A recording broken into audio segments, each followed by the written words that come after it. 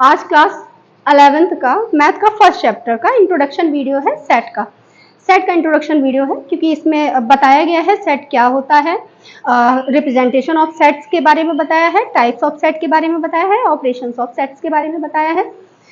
Then what's a set? Set होता क्या है? A set is a well defined collection of objects in the sense ऐसे collection जिनको define किया जा सके, जिन चीजों के कलेक्शन को सही से डिफाइन किया जा सके वो सेट कहलाता है। फॉर एग्जाम्पल में अगर आपसे बोला जाए कि set of natural number, then can it be defined? Yes, begins with 1। हमारे मतलब ये 1 से स्टार्ट होते हैं, इन्फिनाइट इसकी वैल्यू जाती है 1, 2, 3, डॉट डॉट डॉट डॉट।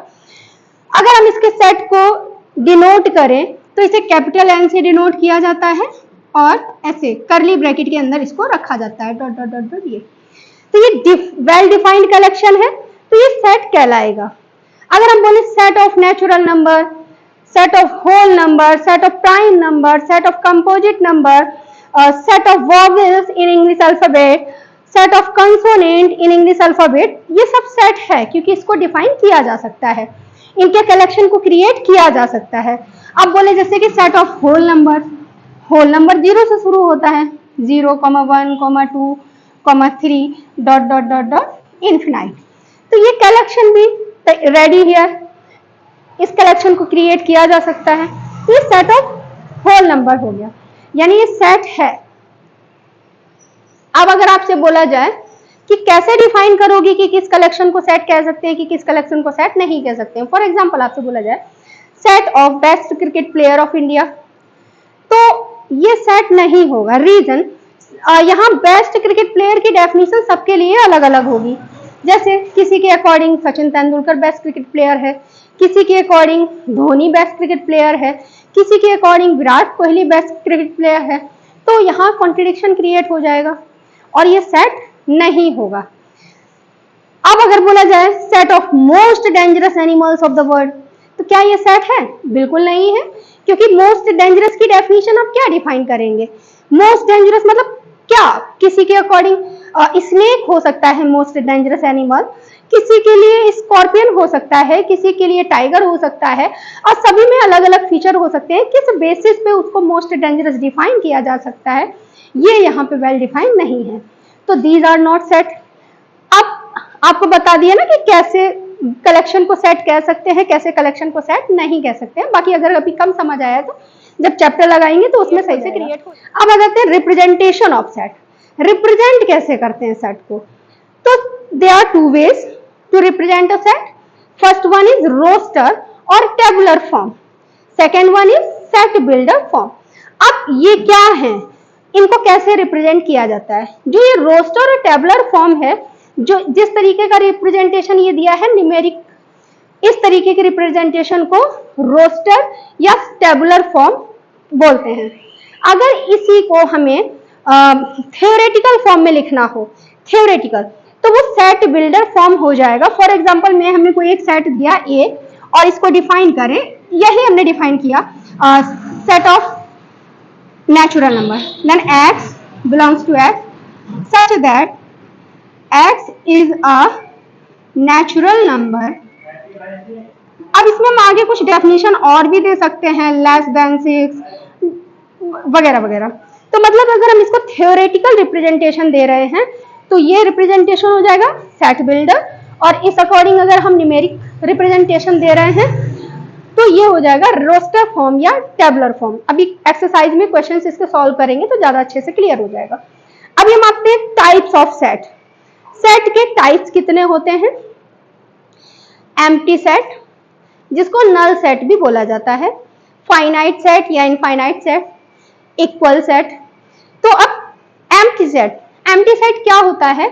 ऐसा सेट जिसमें कलेक्शन तो बोला जाए बट उसका कोई भी एलिमेंट वहां पे रिप्रेजेंट ना करे, तो ऐसा सेट कहलाएगा एम्प्टी सेट। फॉर एग्जांपल अगर आपसे बोला जाए set of student of a class 10th more than 100 years of age, can it be possible कि हम एक क्लास 10th के बच्चों के कलेक्शन को बोल रहे हैं कि आपको ऐसे बच्चों का कलेक्शन क्रिएट करना है, ऐसे बच्चों का सेट क्रिएट करना है जो 100 ईयर से ज्यादा का हो।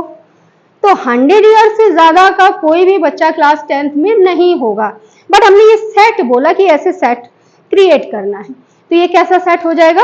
नल सेट, या इसको एम्प्टी सेट कहते हैं।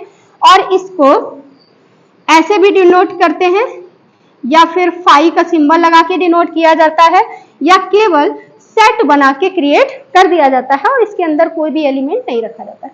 तो एम्प्टी सेट या नल सेट मतलब ऐसा सेट जिसका कोई भी एलिमेंट इसमें ना हो, जिसके एलिमेंट जीरो हो, सेट के अंदर एक भी एलिमेंट ना हो, जीरो हो, तो वो सेट आपका क्या कहलाता है? Empty set. तो या इसी को नल सेट बोलेंगे। अब आ जाते हैं then empty set. Empty set तो आपका क्लियर हो गया। एम्प्टी सेट में कोई भी एलिमेंट जब सेट के अंदर ना पाया जाए तो वो एम्प्टी सेट हो गया, इसको नल सेट कहेंगे और इसे 0 या 5 या इस तरीके से रिप्रेजेंट करेंगे। Finite set. फाइनाइट सेट क्या होता है? जब नंबर ऑफ एलिमेंट फाइनाइट हो, उस सेट में जितना भी नंबर ऑफ एलिमेंट हैं वो फिक्स हो, डेफिनिट हो, फाइनाइट हो, तो वो फाइनाइट सेट कहलाएगा। फॉर एग्जांपल में सेट ए लिया और इसमें हमने फिक्स एलिमेंट लिखे 1, 2, 3, 5। These are the finite elements of a set A. तो ये कैसा सेट होगा? Finite set. फॉर एग्जांपल में एक और सेट ले लेते हैं, अनदर सेट लेते हैं, जैसे ए, बी, सी, डी। ये फिक्स अल्फाबेट है, 4 अल्फाबेट्स यहाँ पे दे रखे, फिक्स हैं, फाइनाइट है। तो ये सेट कैसा हो जाएगा? Finite set. इस तरीके के एलिमेंट्स फाइनाइट सेट में आएंगे। अगर हम ये भी बोल देते हैं कि set of vowels, vowel fix होते हैं, ए, ई, आई, ओ, यू, तो वो भी फाइनाइट सेट का पार्ट होगा। इस तरीके के सेट फाइनाइट आएंगे। अब इनफिनाइट, इनफाइनाइट सेट कैसे हो जाएंगे? फॉर एग्जांपल में अगर हम आपसे बोले कि अब पॉइंट्स ऑन अ लाइन, अब अगर किसी लाइन पे हम पॉइंट्स की बात करें, क्या ये फिक्स हो सकते हैं?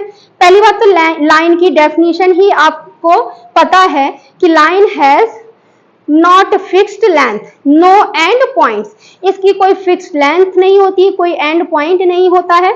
तो जब इसमें एंड पॉइंट है ही नहीं तो इसमें बहुत सारे पॉइंट रिप्रेजेंट किए जा सकते हैं। तो ये ऐसा एग्जांपल क्या हो जाएगा? इनफाइनाइट सेट का एग्जांपल हो जाएगा। इसके एक दो एग्जांपल्स और ले लेते हैं, जैसे lines can be drawn from a point, from a radius of a circle, from a point of a circle. अगर हम किसी एक पॉइंट से या किसी रेडियस से लाइन कितनी ड्रॉ कर सकते हैं? तो इस पॉइंट से, सर्कल के इस पॉइंट से कितनी लाइनें ड्रॉ करी जा सकती हैं? बहुत सारी लाइनें ड्रॉ करी जा सकती है, कोई फिक्स नहीं है, डेफिनिट नहीं है। तो ये कैसा सेट होगा? इनफाइनाइट सेट हो जाएगा। क्लियर हो गया होगा? अभी क्वेश्चंस और सॉल्व करेंगे, उससे और क्लियर हो जाएगा। इसके बाद आ जाते हैं इक्वल सेट। इक्वल सेट क्या है? सपोज यहाँ पे दो सेट आपको दे रखी हूँ, ए और बी। अगर ए के सारे एलिमेंट बी में हो और बी के सारे एलिमेंट ए में हो तो ये इक्वल सेट हो जाता है। फॉर एग्जाम्पल 1, 2, 3, 4 यहाँ पे दिया है, यहाँ पे 3, 2, 4, 1। देखिए यहाँ पे जो ए के एलिमेंट है वही बी के एलिमेंट हैं। तो नंबर ऑफ एलिमेंट्स जो ए के हैं वो सारे अगर बी में पाए जाएं और बी के सारे एलिमेंट अगर ए में होते हैं तो ये इक्वल सेट होता है। तो यहां तक आप लोगों को क्लियर हो गया होगा। इसके बाद नेक्स्ट आ जाता है ऑपरेशंस ऑफ सेट। अभी सेट आपको पता चल गया सेट क्या है, इसको रिप्रेजेंट कैसे करते हैं, दो टाइप से, रोस्टर फॉर्म या tabular form, set builder form. और इसके टाइप्स भी देख लिए कि कितने कितने टाइप का सेट होता है, एम्प्टी सेट या नल सेट, फाइनाइट सेट या इनफाइनाइट सेट भी इसको कहते हैं, इक्वल सेट। अब इसका ऑपरेशन, ऑपरेशन मतलब फंक्शंस कैसे कैसे ये परफॉर्म करता है। तो ऑपरेशन ऑफ सेट में देखते हैं, पहला क्या चीज होती है? Subset, universal set, complement of set और intersection of set and union of set. तो सबसे पहले क्या दिया है? सबसेट। सबसेट क्या होता है? फॉर एग्जाम्पल जैसे आपका ए एक सेट दे रखा है और इसके एलिमेंट है 1, 2, 3 और एक सेट दिया है बी जिसमें एलिमेंट है 1, 2, 3, 4, 5। अब अगर आपसे पूछा जाए is A subset of B. Subset के लिए आपका साइन ये लगेगा और इस तरीके से ये सबसेट का सिंबल होता है, ऐसे रिप्रेजेंट किया जाता है। तो अगर ए के सारे एलिमेंट बी में दे रखे हैं, यानी जो एलिमेंट यहाँ पे हैं वो एलिमेंट इसमें होने चाहिए, तो ये इसका सबसेट होगा। तो यहाँ पे इसमें हम लिख सकते हैं कि जैसे इसमें 1 है, इसमें 1 है, इसमें 2 है, इसमें 2 है, इसमें 3 है, इसमें 3 है, तो A is subset of B। लेकिन अगर इस सिचुएशन को हम ऐसे लिखते कि क्या B A का सबसेट है, तो देखो B में 1 दिया है, इसमें है 2 है, इसमें है 3 है, इसमें है 4, इसमें नहीं है 5, इधर नहीं है, तो B is not subset of set A। तो ये होता, अगर इसके सारे एलिमेंट यहाँ पे कॉमन एलिमेंट, इसमें इन दोनों के कॉमन एलिमेंट्स भी हम बोल सकते हैं, अगर इसके सारे एलिमेंट इसमें दे रखे हो तो वो सबसेट होगा। तो कॉमन इसीलिए बोल सकते हैं क्योंकि इसमें भी वही चीज पाई जाएगी, इसमें भी वही एलिमेंट है, इसमें भी वही एलिमेंट, यहाँ पे भी वही एलिमेंट, यहाँ पे भी वही एलिमेंट, तो एक कॉमन एलिमेंट भी हम इसको बोल सकते हैं कि अगर दोनों के कॉमन एलिमेंट दे रखे हैं तो अब जैसे A के सारे एलिमेंट B में दे रखे हैं, ये A is subset of B, but B के सारे एलिमेंट्स A में नहीं दे रखे हैं, then B is not subset of A। Subset भी क्लियर हो गया होगा। दो सेट दे दें, ये सेट A है और ये सेट B है।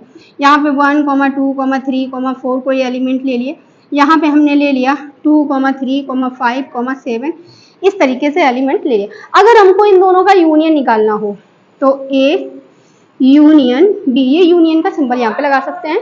इसमें क्या लिखेंगे, इन दोनों के सारे elements, all the elements of set A and B, इन सारे एलिमेंट्स को अगर हम इसमें रखते हैं तो ये A यूनियन B हो जाएगा। फॉर एग्जाम्पल में 1, 2, 3, 4, 5 and 7, and remember one thing, elements never repeated in a set। कोई भी एलिमेंट सेट में रिपीट नहीं होता है। फॉर एग्जाम्पल में यहाँ पे 1 लिखा था, यहाँ लिख दिया 2, यहाँ पे भी, यहाँ पे, तो इसको 2 को 2 टाइम्स नहीं लिखा जाएगा, ये एक ही बार लिखा जाएगा। रिपीट कभी नहीं होता है कोई भी एलिमेंट सेट के अंदर, तो रिपीट नहीं करना है आपको। इन दोनों के सारे एलिमेंट्स को हमने इसके अंदर लिख दिया, तो ये हो गया A यूनियन B। ये भी क्लियर हो गया होगा। अब इसके बाद आ जाते हैं कॉम्प्लीमेंट ऑफ सेट। अच्छा, कॉम्प्लीमेंट कैसे निकालते हैं? कॉम्प्लीमेंट के लिए आपको यूनिवर्सल सेट कंपलसरी गिवन होगा। चलो यहाँ पे इसी एग्जांपल से ले लेते हैं। जैसे यूनिवर्सल सेट है आपका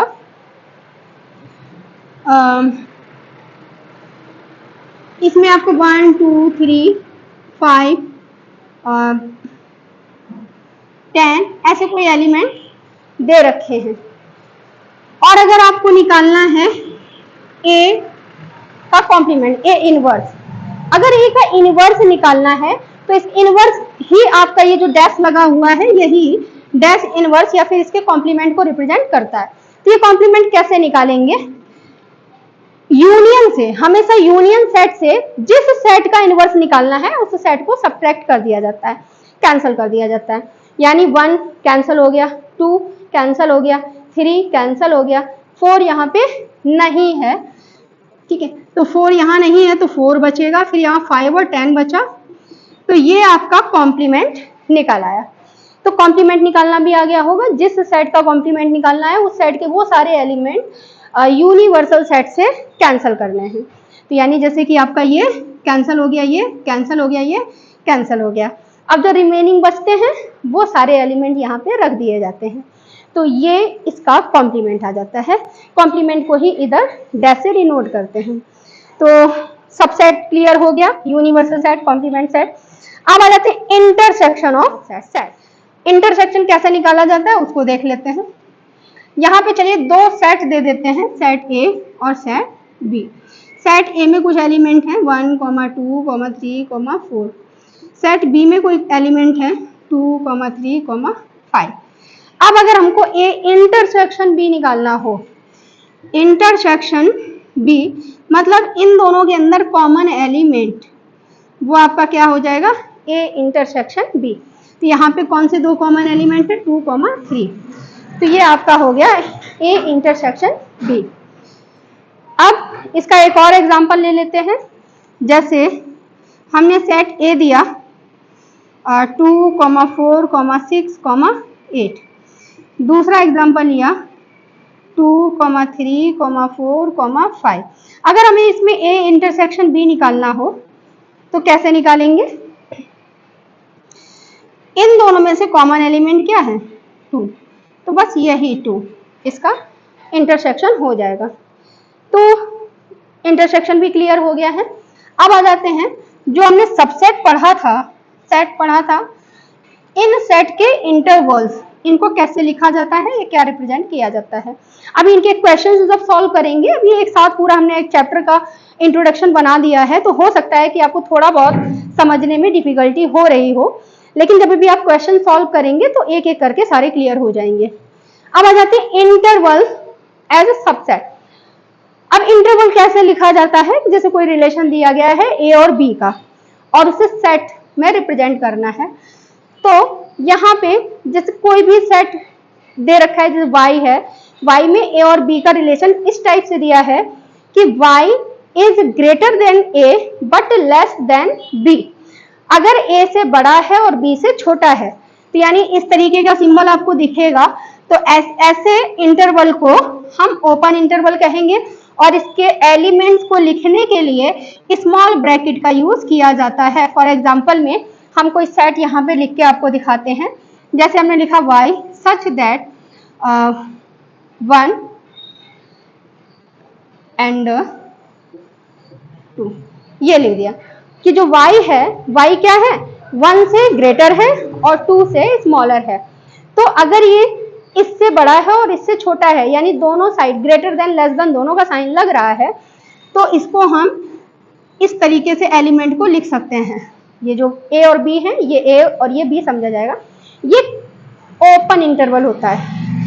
क्लोज इंटरवल के लिए आपका greater than equal to less than equal to दोनों साइन रहेगा। फॉर एग्जांपल में जैसे हम यही एक क्वेश्चन दोबारा से ले लेते हैं, यही वाला, जैसे ये लिखा हुआ है कि x such that x is greater than a और equal to a but less than b और इक्वल टू b। अगर a से x बड़ा है या उसके इक्वल है, b से छोटा है या उसके इक्वल है, तो इसको कैसे लिखा जाएगा? इस तरीके से बिग ब्रैकेट में लिखा जाएगा। इसके एलिमेंट्स को, ये जो a और b है, इसके एलिमेंट्स को ऐसे लिखा जाएगा। तो यहीं पे अगर हम ये दोनों निशान और लगा देते तो ये ब्रैकेट चेंज हो जाता। ये ब्रैकेट कैसा हो जाता? ये क्लोज्ड इंटरवल हो जाता।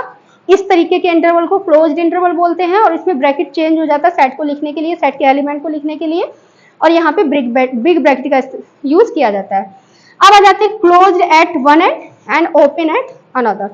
अब सपोज करो यहाँ पे अगर एक साइन लगा दिया और यहाँ पे डबल साइन लगा दिया, यहाँ केवल ग्रेटर देन का साइन है, यहाँ पे लेस देन और इक्वल टू दोनों का साइन। तो हमने बताया था जिस साइड ये एक सिंगल साइन होगा वो इंटरवल ओपन होगा और जिस साइड ये डबल साइन होंगे वो उस साइड इंटरवल क्लोज होगा। तो इसको हम कैसे लिख सकते हैं? जिस साइड ओपन है उस साइड स्मॉल ब्रैकेट लगाएंगे, 1 लिख दिया, और जिस साइड डबल साइन लिखे हैं उस साइड हमने बिग ब्रैकेट लगा दिया। तो ये आपका one side open another side close हो जाएगा। अगर हम इधर दोनों साइन लगा दें और इधर एक साइन रिमूव कर दें, तो इसका मतलब ये हो गया कि इस साइड क्लोज है और इस साइड ओपन है। तो 1 और 2 जब हम लिखेंगे तो इस साइड से क्लोज इंटरवल का साइन लगाएंगे और इस साइड से ओपन इंटरवल का साइन लगा देंगे। और अगर इसको नंबर लाइन में समझना चाहें तो आप ऐसे समझ सकते हैं कि जैसे कोई नंबर लाइन है तो ओपन इंटरवल यानी दोनों साइड ओपन दे रखा है और इसको रिप्रेजेंट करने के लिए स्मॉल ब्रैकेट का यूज करेंगे। अब ये कोई लाइन है, इसमें दोनों साइड अगर क्लोज इंटरवल, यहाँ पे भी क्लोज हो गया यानी यहाँ पे फिक्स है, ये यहाँ से अब क्लोज हो गया ये इंटरवल, तो इधर बिग ब्रैकेट लगेगा। बस कंडीशन ये है कि आपको नंबर लाइन दी नहीं जाएगी, ठीक है। और जैसे इस साइड ओपन है और इस साइड आके क्लोज हो गया तो यहाँ पे स्मॉल ब्रैकेट इधर बिग ब्रैकेट, और अगर यहाँ पे क्लोज है और इस साइड ओपन हो जाता है तो इस साइड बिग ब्रैकेट और इधर स्मॉल ब्रैकेट लगेगा। लेकिन उसके लिए कंडीशन आपको यहाँ से नंबर लाइन वगैरह देखने की जरूरत नहीं है। आपको क्वेश्चन में एक क्वेश्चन दे रखा है एक्सरसाइज में, बस उसमें आपको बताना है कि ओपन इंटरवल है कि क्लोज्ड इंटरवल है। बस आपको इसी से देखना है कि अगर सिंगल सिंगल साइन लगे हैं ये वाले, यानी ग्रेटर देन और लेस देन दोनों साइन है, तो ये दोनों साइड से ओपन इंटरवल हो गया। अगर ये डबल डबल साइन है, मतलब greater than equal to, less than equal to, तो जहां पे ये डबल साइन होता है उसी साइड में ये क्लोज इंटरवल हो जाता है। ये दोनों साइड डबल साइन लगा हुआ है तो ये क्लोज इंटरवल पूरा। अब one side open one side close, मतलब इस साइड ओपन है, इस साइड क्लोज है और इस साइड ओपन है। इधर एक ही साइन लगा हुआ है, इधर डबल साइन लगा है, तो इधर ओपन इंटरवल और इधर क्लोज्ड इंटरवल है। बस इतना ही देखना है आपको कि इसके जो एलिमेंट हैं उसे सेट के अंदर जब लिखोगे तो वो करली ब्रैकेट लगेगा कि बिग ब्रैकेट लगेगा, स्मॉल ब्रैकेट लगेगा, one side big, one side small, one side small, one side big, कैसे लगेगा, उसके लिए बस आपको ये इंटरवल्स ऑफ सबसेट दे रखा है।